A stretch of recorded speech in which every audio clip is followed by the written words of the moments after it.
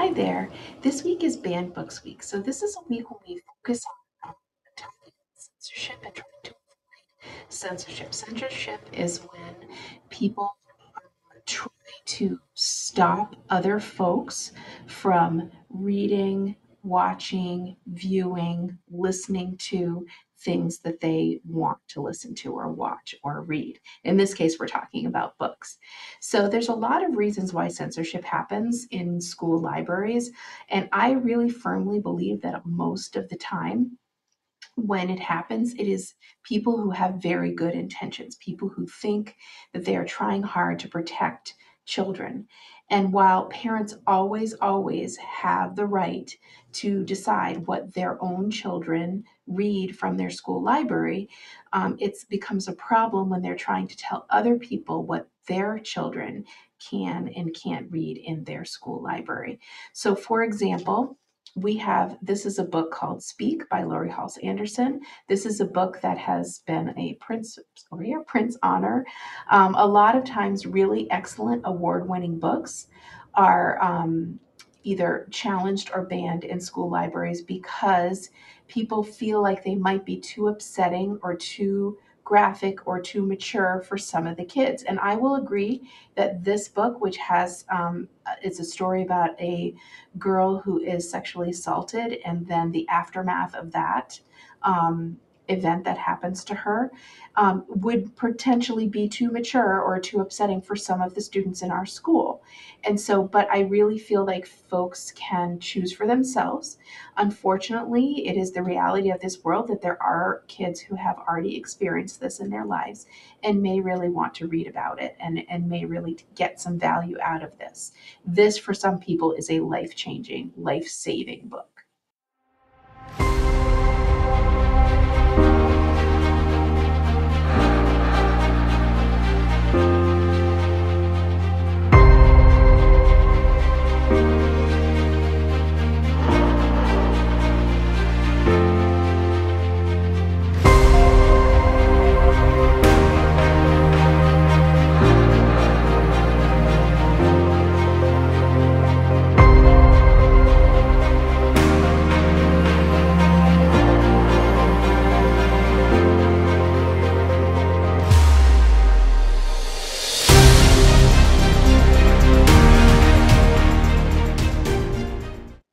So another category of censorship that I find extremely problematic is that has been in recent years a huge rise in censorship of books that are about the lives and lived experiences of people of color and immigrants to this country.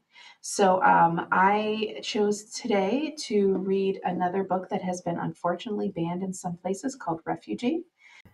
Refugee by Alan Gratz is the story of three kids. Joseph, who was in the 1930s living in Nazi Germany, and who had to flee from the Nazis. Isabel, who had to flee Cuba in 1994, and Mahmoud, who had to flee Syria in 2015. It's important to note that not every refugee that comes to the United States comes here fleeing from a terrible situation. Sometimes people just are immigrants who move here. And I also want to point out that not every immigrant that comes to the United States comes here illegally. So that is something that is an unfortunate stereotype that has been going around and I think is driving some of the censorship issues and some of the anti-immigrant hate that's going on.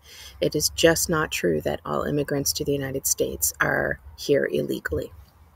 Okay, so let's begin reading Alan Gratz, the first couple sections of Alan Gratz, Refugee. Joseph, Berlin, Germany, 1938. Crack! Bang! Joseph Landau shot straight up in bed, his heart racing. That sound! It was like someone had kicked the front door in. Or had he dreamed it? Joseph listened, straining his ears in the dark. He wasn't used to the sounds of this new flat, the smaller one he and his family had been forced to move into. They couldn't afford their old place, not since the Nazis told Joseph's father he wasn't allowed to practice law anymore because he was Jewish. Across the room, Joseph's little sister Ruth was still asleep. Joseph tried to relax. Maybe he'd just been having a nightmare. Something in the darkness outside his room moved with a grunt and a scuffle. Someone was in the house. Joseph scrambled backward on his bed, his eyes wide. There was a shattering sound in the next room. Crash! Ruth woke up and screamed in sheer blind terror. She was only 6 years old. "Mama!" Joseph cried. "Papa!" Towering shadows burst into the room. The air seemed to crackle around them like static from a radio. Joseph tried to hide in the corner of his bed, but shadowy hands snatched at him, grabbed for him. He screamed even louder than his little sister, drowning her out. He kicked and flailed in a panic, but one of the shadows caught his ankle and dragged him face first across his bed. Joseph clawed at his sheets, but his hands were too strong. Joseph was so scared he wet himself, the warm liquid spreading through his nightclothes. "No!" Joseph screamed. "No!" The shadows threw him to the floor. Another shadow picked up Ruby by the hair and slapped her. "Be quiet," the shadow yelled, and it tossed Ruth down on the floor beside Joseph. The shock shut Ruth up, but only for a moment. Then she wailed even harder and louder. "Hush, Ruthie, hush," Joseph begged her. He took her in his arms and wrapped her in a protective hug. "Hush now." They cowered together on the floor as the shadows picked up Ruth's bed and threw it against the wall. Crash! The bed broke into pieces.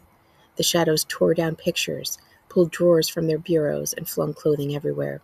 They broke lamps and light bulbs.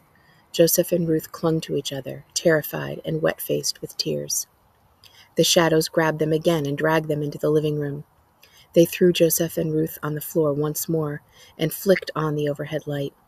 As Joseph's eyes adjusted, he saw the 7 strangers who had invaded his home. Some of them wore regular clothes, white shirts with the sleeves rolled up, gray slacks, brown wool caps, leather work boots. More of them wore the brown shirts and red swastika armbands of the Sturmabteilung, Adolf Hitler's stormtroopers. Joseph's mother and father were there too, lying on the floor at the feet of the brown shirts. "Joseph! Ruth!" Mama cried when she saw them. She lunged for her children, but one of the Nazis grabbed her nightgown and pulled her back. "Aaron Landau," one of the brown shirts said to Joseph's father, "you have continued to practice law despite the fact that Jews are forbidden to do so under the Civil Service Restoration Act of 1933. For this crime against the German people, you will be taken into protective custody." Joseph looked at his father, panicked. "This is all a misunderstanding," Papa said. "If you just give me a chance to explain." The brown shirt ignored Papa and nodded to the other men. 2 of the Nazis yanked Joseph's father to his feet and dragged him toward the door. "No!" Joseph cried. He had to do something. He leapt to his feet, grabbed the arm of one of the men carrying his father, and tried to pull him off. 2 more of the men jerked Joseph away and held him as he fought against them. The brown shirt in charge laughed. "Look at this one," he said, pointing to the wet spot on Joseph's nightclothes. "The boy's pissed himself." The Nazis laughed, and Joseph's face burned hot with shame. He struggled in the men's arms, trying to break free. "I'll be a man soon enough," Joseph told them. "I'll be a man in 6 months and 11 days. The Nazis laughed again. 6 months and 11 days, the brown shirt said. "Not that he's counting." The brown shirt suddenly turned serious. "Perhaps you're close enough that we should take you to a concentration camp too, like your father." "No!" Mama cried. "No, my son is just 12. He's just a boy. Please don't." Ruth wrapped herself around Joseph's leg and wailed, "Don't take him, don't take him." The brown shirt scowled at the noise and gave the men carrying Aaron Landau a dismissive wave. Joseph watched as they dragged Papa away to the sounds of Mama's sobs and Ruth's wails. "Don't be so quick to grow up, boy," the brown shirt told Joseph. "We'll come for you soon enough." The Nazis trashed the rest of Joseph's house, breaking furniture and smashing plates and tearing curtains. They left as suddenly as they'd come, and Joseph and his sister and mother huddled together on their knees in the middle of the room. At last, when they had cried all the tears they could cry, Rachel Landau led her children to her room, put her bed back together, and hugged Joseph and Ruth close until morning. In the days to come, Joseph learned that his family wasn't the only one the Nazis had attacked that night. Other Jewish homes and businesses and synagogues were destroyed all over Germany, and tens of thousands of Jewish men were arrested and sent to concentration camps. They called it Kristallnacht, the night of broken glass. The Nazis hadn't said it with words, but the message was clear. Joseph and his family weren't wanted in Germany anymore, but Joseph and his mother and sister weren't going anywhere. Not yet. Not without Joseph's father. Mama spent weeks going from one government office to another, trying to find out where her husband was and how to get him back. Nobody would tell her anything, and Joseph began to despair that he would never see his father again. And then, 6 months after he'd been taken away, they got a telegram from Papa.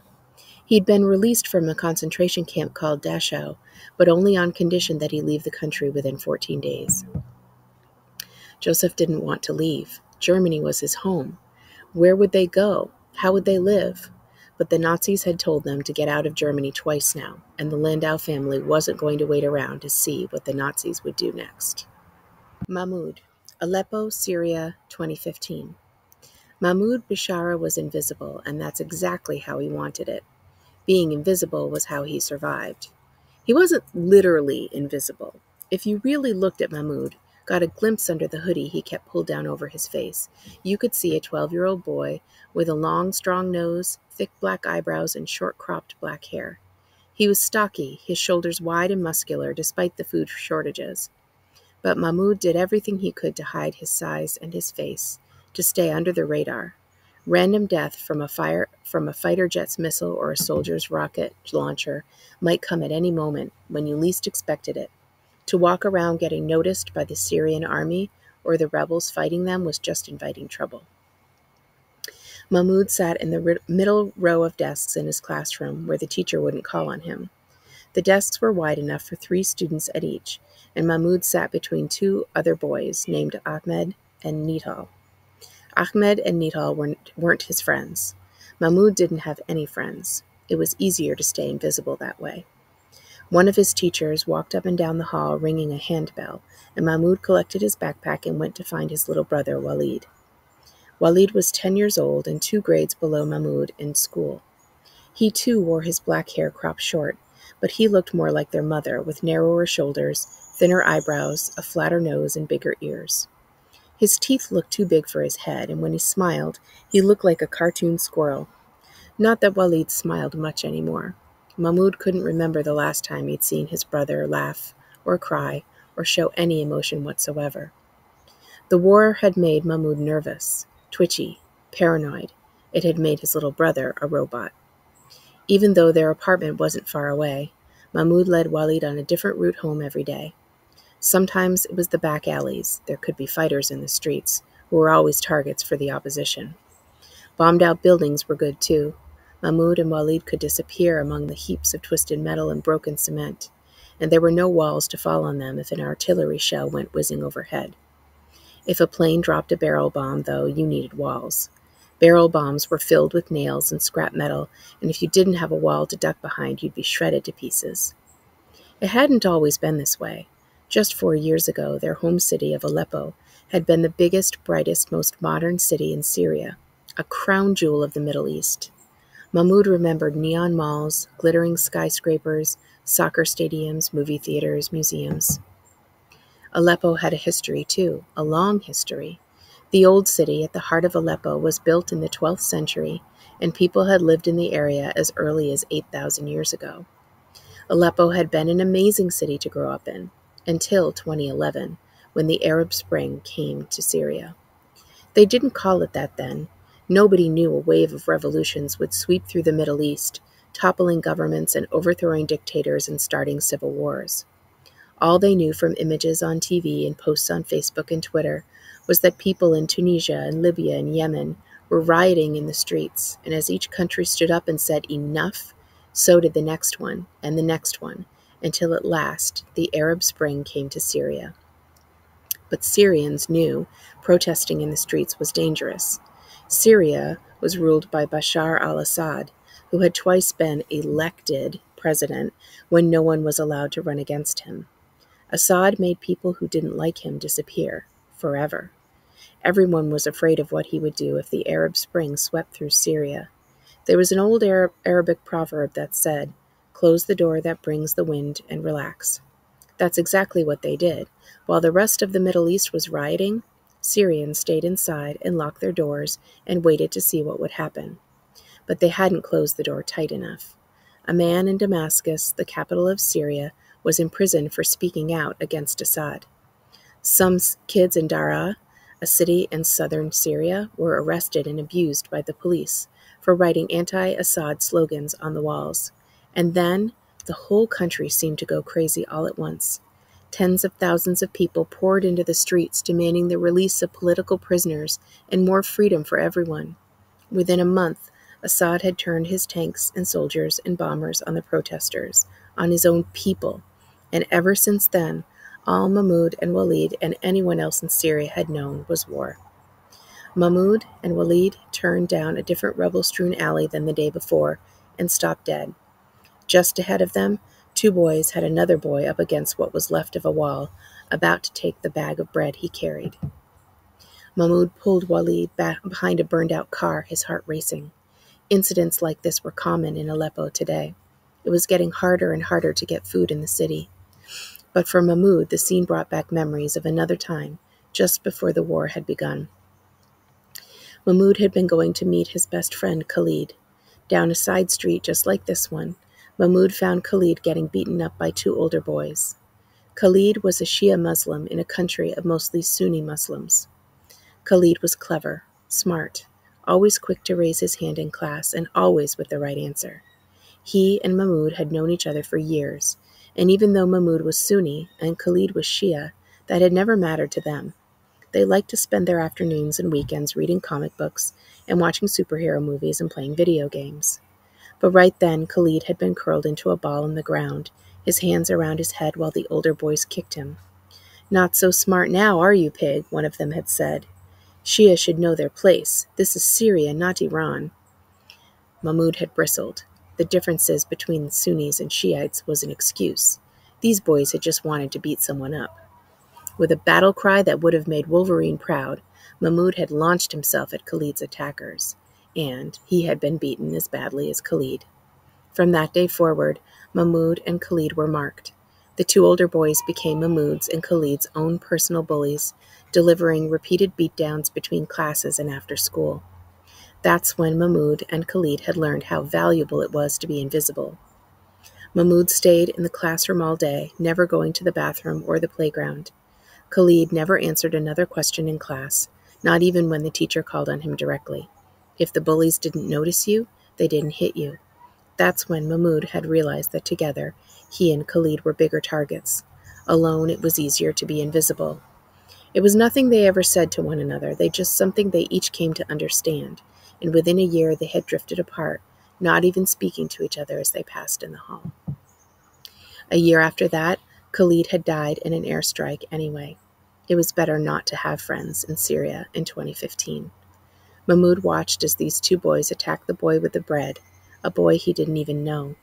He felt the stirrings of indignation, of anger, of sympathy. His breath came quick and deep, and his hands clenched into fists.